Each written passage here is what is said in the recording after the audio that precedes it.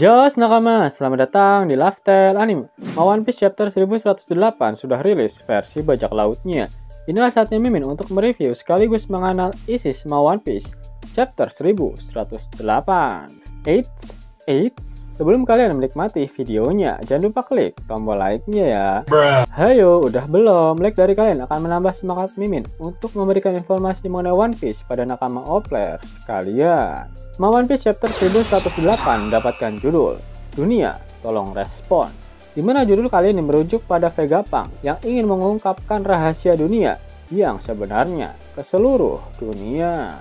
One Piece chapter 1108 diawali dengan memperlihatkan beberapa kapal perang milik Angkatan Laut. Terdapat catatan dari narator yang bertuliskan, di tengah-tengah kekacauan. Scene kemudian berpindah ke tempat di mana Karibo bertemu dengan Van Augur dan juga Katarina Devon.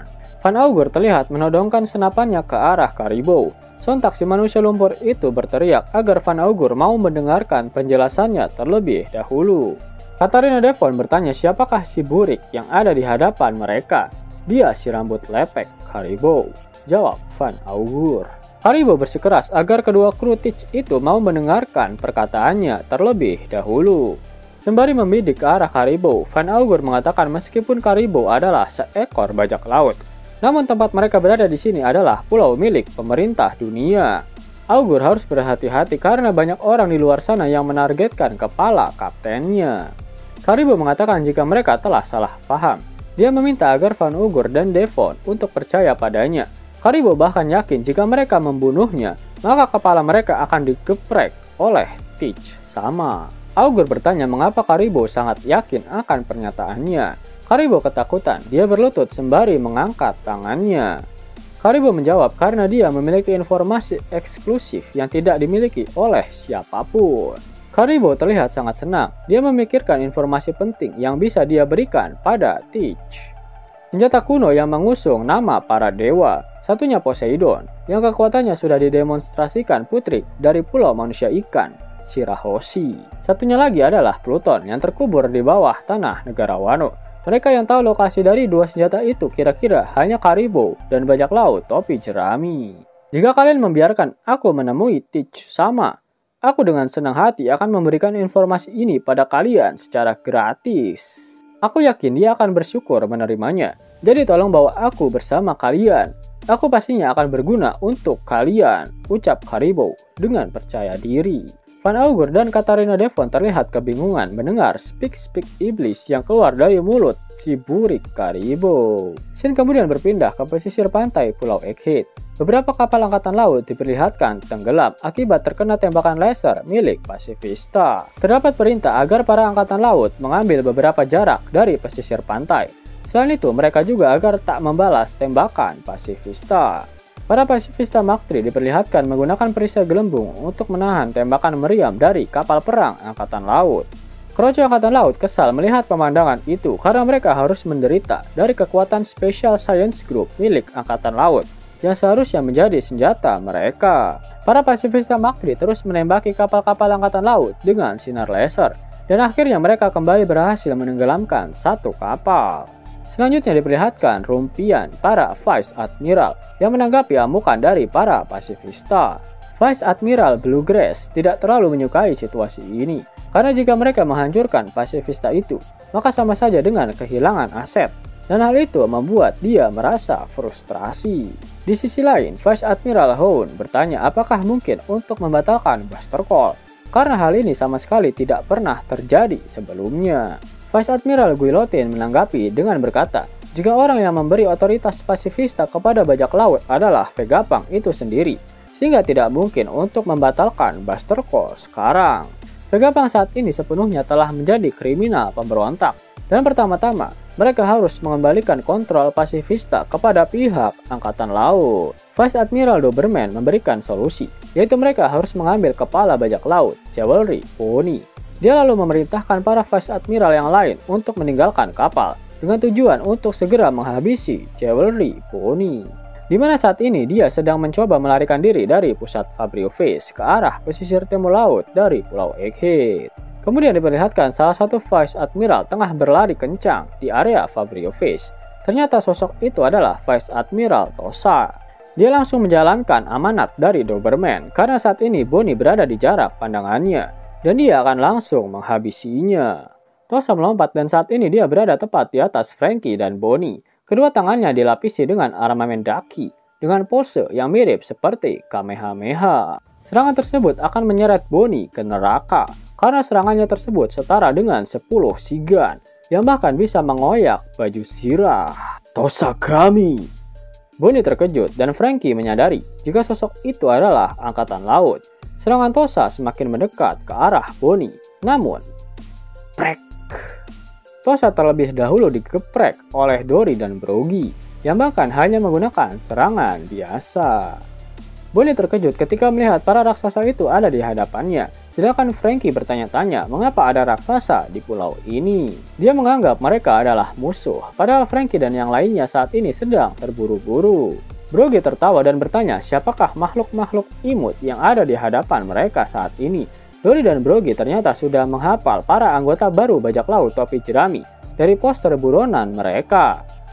Tapi Dory tidak mengenali Frankie dan yang lainnya dan menganggap mereka adalah bagian dari peneliti di Pulau Egghead.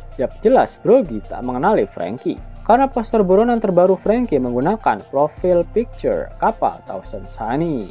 Dory mengatakan jika kedatangan mereka ke sini yaitu untuk menjemput kru topi jerami. Aw! Jika kau mencari Luffy, dia adalah kaptenku. Apa kalian punya dendam padanya? Ucap Frankie. Saat percakapan ini berlangsung, Vice Admiral Tosa terlihat mendelep tak berdaya akibat terkena serangan dari Dory dan Broggy. Broggy mengatakan jika mereka tidak punya dendam apapun pada Luffy, hanya ada rasa syukur untuknya. Dory menjelaskan jika mereka adalah para pejuang dari Elbaf. Jika memang benar Frankie adalah salah satu kru dari Luffy, mereka dengan senang hati akan melindungi Frankie dan yang lainnya. Bonnie kemudian mengatakan jika Luffy, Sanji, dan Vegapunk masih ada di pusat pulau. Dia lalu meminta tolong pada para raksasa itu untuk pergi ke sana dan membantu mereka. Mendengar nama-nama tadi, Broggy terasa seperti sedang bernostalgia. Mereka akan dengan senang hati membantu Luffy. Dory lalu membicarakan nama Vegapunk dengan Broggy. Dia adalah pria yang sudah disebutkan oleh sarjana itu. Ya, sudah dapat dipastikan jika sarjana yang dimaksud oleh Dory adalah Jaguar di Sao. Dory langsung meminta salah satu krunya untuk membawa kelompok Frankie ke atas kapal bajak laut Giant's Warrior. Sedangkan Dory dan Broggy harus bergegas membantu Luffy karena api-apinya sudah menyebar. Siap, Kapten, ucap salah satu kru mereka. Diperlihatkan kelompok Frankie saat ini sudah berada dalam genggaman raksasa tersebut. Jadi mereka adalah sekutu? Tanya Bonnie yang masih tidak mempercayai semuanya. Jadi para suhu yang selalu Usopp katakan pada kami adalah pria-pria itu? Ucap Frankie. Scene kemudian berpindah ke para Vice Admiral. Vice Admiral Urban mengatakan jika komunikasinya dengan Tosa terputus. Vice Admiral Pomsky menduga antara Tosa dikalahkan atau dia bertemu dengan para raksasa. Pomsky pun memutuskan untuk masuk ke Pulau Egghead. Di sisi lain, Vice Admiral Bluegrass menggunakan kekuatannya untuk menjinakkan salah satu Sea Beast Weapon. Dia akan pergi lewat jalur laut dan meminta Vice Admiral Doll untuk ikut bersamanya. Kapal Elbaf ada di pesisir timur laut, ucap Doll. Vice Admiral Bluegrass sangat mengetahui kekuatan para raksasa. Bluegrass bertanya pada Doll apakah dia pernah bertarung melawan para raksasa sebelumnya. Lebih dari 20 tahun lalu, atasanku dulu adalah raksasa, jawab Doll. Dulu, maksudmu Saul? Dia dulu sangat kuat, balas si nenek Bluegrass. Scene kemudian berpindah, kali ini kembali memperlihatkan para raksasa yang membawa kelompok Frankie. Salah satu raksasa bertanya di mana keberadaan kru topi jerami yang lain. Bonnie menjawab jika ada lab di atas awan dan mereka ada di sana. Oh, di Pulau Langit, pikir raksasa tersebut. Bukan, tempat itu tepat di atas kita, jawab Bonnie dan mencoba untuk memperjelas pernyataannya. Menarik. Para raksasa ternyata mengetahui tentang Pulau Langit. Itu berarti mereka memiliki koneksi dengan para ras bersayap yang ada di Pulau Langit. Tentu saja, mereka juga melindungi Poneglyph dan seharusnya para ras bersayap juga mengetahui tentang legenda Dewa Nika. Itu artinya para raksasa dan para ras bersayap dahulu adalah bagian dari aliansi Joy Boy dan The Great Kingdom. Scene kemudian berpindah ke area pertempuran Luffy. Saturn diperlihatkan sedang bergerak mendekat ke arah kelompok Luffy berada. Luffy bertanya pada Vegapunk, bagaimana mereka bisa menyelamatkannya jika dia tak bisa bergerak. Vegapunk dengan nada kesakitan menjelaskan, jika mereka mencoba memindahkannya, maka dia akan meninggoy akibat pendarahan internal yang semakin parah. Padahal Luffy telah berjanji dengan Vegapunk bahwa mereka akan pergi dari pulau ini bersama-sama. Vegapunk menjawab, memang benar bahwa dia meminta itu pada Luffy, tapi Vegapunk sudah membulatkan tekadnya. Ada sesuatu di sini yang harus dia lindungi dengan cara apapun. Vegapunk juga sudah membocorkan otoritas pengendalian tertinggi pasifista ke Bonnie. Padahal Vegapunk baru ingin memberitahunya ketika Bonnie sedikit tumbuh lebih dewasa lagi. Nyawa Bonnie pasti akan diincar sepanjang hidupnya. Oleh karena itu, Vegapunk meminta Luffy untuk terus menjaga Bonnie. Selama percakapan antara Luffy dan Vegapunk berlangsung, Saturn sudah berdiri di hadapan mereka.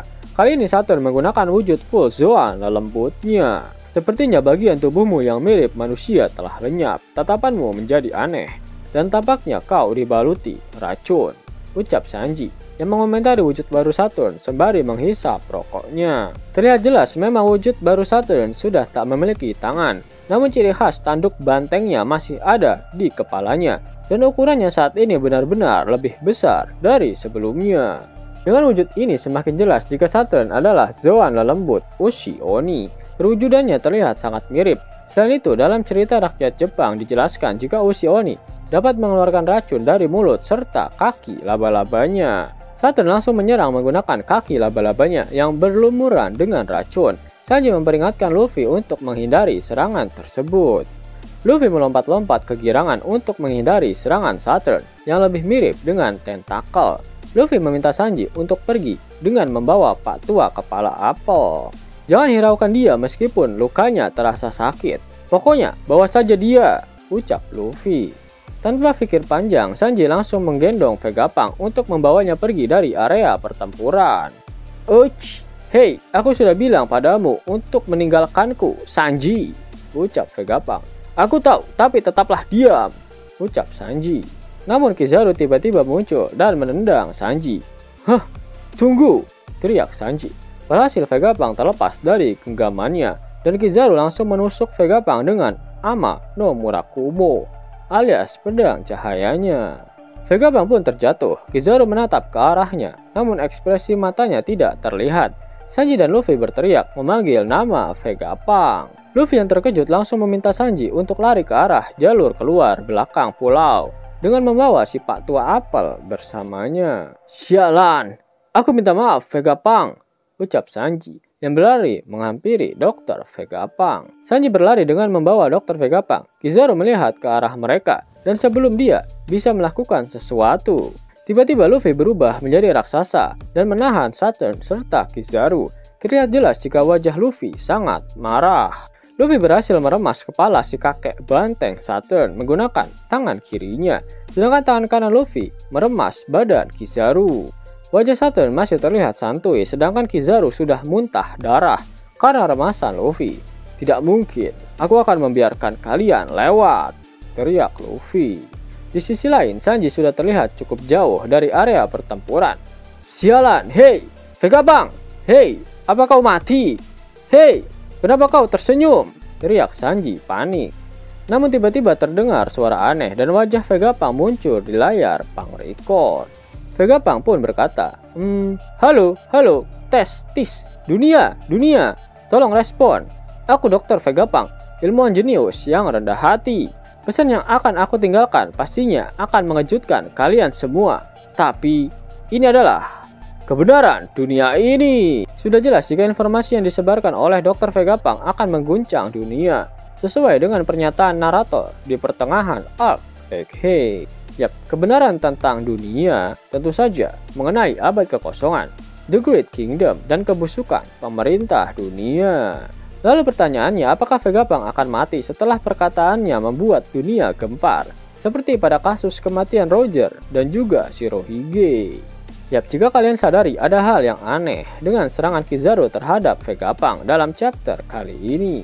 Mengapa Kizaru tidak langsung memotong Vegapunk menggunakan pedang cahayanya? Seperti apa yang ingin dia lakukan pada Bonnie dan juga Kuma? yang dia katakan tak akan memberikan rasa sakit. Mengapa Kizaru tak menembaki Vegapunk dengan sinar lasernya dan malah menusuk bagian luka donat yang diberikan oleh Saturn menggunakan pedang cahayanya? Kemudian setelah Sanji membawa tubuh Vegapunk, Kizaru langsung bergegas menendang Sanji dan menusukkan pedang cahayanya pada luka Vegapunk. Yap, Vegapunk menjelaskan jika dia dipindahkan dari posisinya saat ini, maka si kakek kepala apel akan mati karena pendarahannya semakin parah. Apa tujuannya? Yap, Kizaru bermaksud untuk menghentikan pendarahan hebat yang terjadi pada luka donat milik Vegapunk, sehingga Vegapunk tak akan mati kehabisan darah ketika dibawa lari oleh Sanji. Yap, jika kalian googling, diketahui bahwa sinar laser dapat menghentikan pendarahan. Itulah mengapa Kizaru menusuknya dengan pedang cahayanya, agar Kizaru dapat memastikan pendarahan Vegapunk dapat berhenti, sebelum dia menarik lagi pedangnya dari tubuh si kakek tua kepala apel. Mungkin penyebab senyum Vegapunk adalah karena akhirnya dia mengetahui jika Kizaru masih memiliki hati, dan apakah Kizaru akan berakhir mengkhianati Saturn. Menarik untuk dinantikan. Mau dapat uang hingga 50.000 gratis dan bisa langsung ditarik?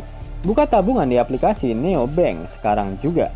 Karena di aplikasi ini kalian bisa dapatkan banyak uang tunai gratis, serta banyak sekali diskon-diskon menarik yang bisa kalian dapatkan. Gaskan! Link ada di kolom deskripsi ya nakama. Dan namun sebelum Mimin masuk ke dalam pembahasannya, Lifestyle Anime yang berkolaborasi dengan Misfit Society kembali mengeluarkan kaos terbaru nih, yaitu desain Zoro dalam mode Asura loh. Keren banget pokoknya. Gak percaya? Silahkan dicek di thread videonya.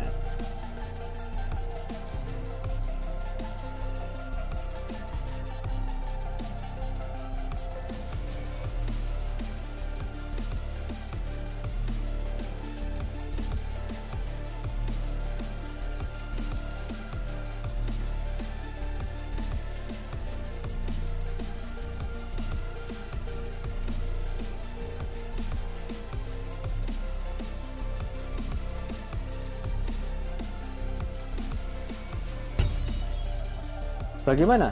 Keren kan? Bagi kalian nakama Opler, terutama para fan gaynya Babang Marimo, kudu wajib harus punya baju ini. Gaskan! Link pemesanan ada di kolom deskripsi ya nakama. Jelas nakama, itulah video review sekaligus analisis untuk One Piece chapter 1108. Jika kalian menyukai video ini, jangan lupa klik like, share, dan subscribe channel ini ya, agar nakama semua tak ketinggalan info menarik seputar One Piece. Arigato!